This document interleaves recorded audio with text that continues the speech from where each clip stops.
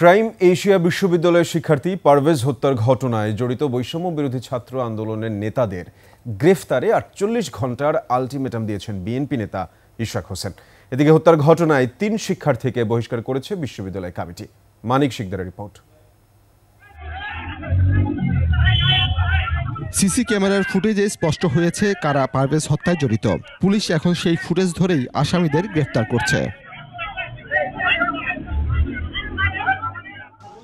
এরই মধ্যে ৩ জনকে আটক করে ৭ দিনের রিমান্ডে নিয়েছে পুলিশ। বিশ্ববিদ্যালয় প্রশাসন হত্যাকাণ্ডে জড়িত ৩ জনকে সাময়িক বহিষ্কার করেছে। আমরা সাময়িকভাবে তাদেরকে বরখাস্ত করেছি অলরেডি, এবং একটা তদন্ত কমিটি আমরা করে দিয়েছি। পারভেজ হত্যার বিচারের দাবিতে বিক্ষোভ সমাবেশ করে সহপাঠী ও শিক্ষার্থীরা। হেঁটে যাচ্ছিল, তাদের কাছে মনে হয়েছে আমার ভাই তাদেরকে দেখে হেসেছে। এটাই আমার ভাইয়ের অপরাধ। আমার ভাইয়ের হাসি মুখ আমার ভাইয়ের মৃত্যুর কারণ হয়ে দাঁড়িয়েছে আজ। তাদের সকলকে আমরা আইনের আওতায় দেখতে চাই, আর যেন কোনো মায়ের কোল যেন ফাঁকা না হয়। আমি এই দাবি প্রত্যাশা করি সবার কাছে। এখন যে কোনো ব্র্যান্ডের পুরাতন এসি বদলে নতুন ওয়ালটন এসিতে উপভোগ করুন 25% ছাড়। বনানী প্রাইম এশিয়ার সামনে বিক্ষোভ মিছিল ও সমাবেশ করে কেন্দ্রীয় ছাত্রদল।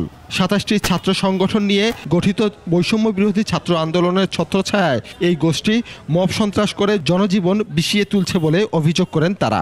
এই ব্যাপারে তদন্ত যদি ঠিকমতো না হয় বা না হয়, সময় বলে দিবে এর পরিণাম কি হবে। বৈষম্য বিরোধী প্ল্যাটফর্ম এই মুহূর্ত থেকে আমরা বয়কট ঘোষণা করলাম এবং বিলুপ্ত দাবি জানাচ্ছি বর্তমান এই সরকারের কাছে। সমাবেশে অংশ নিয়ে বিএনপি নেতা ইশরাক হোসেন ৪৮ ঘন্টার আলটিমেটাম দিয়ে বলেন, জনগণকে সাথে নিয়ে এসব খুনি সন্ত্রাসীদের প্রতিহত করা হবে। আপনারা যদি এখন কেউ আপনাদের মধ্য থেকে ক্ষমতার অপব্যবহার করে, সমস্ত সরকারকে এবং সমস্ত ছাত্র নেতৃবৃন্দকে দায়ভার নিতে হবে।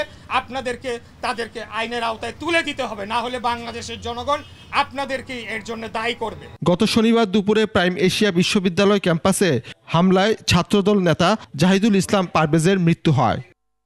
মানিক শিকদার, ২১ টেলিভিশন, ঢাকা।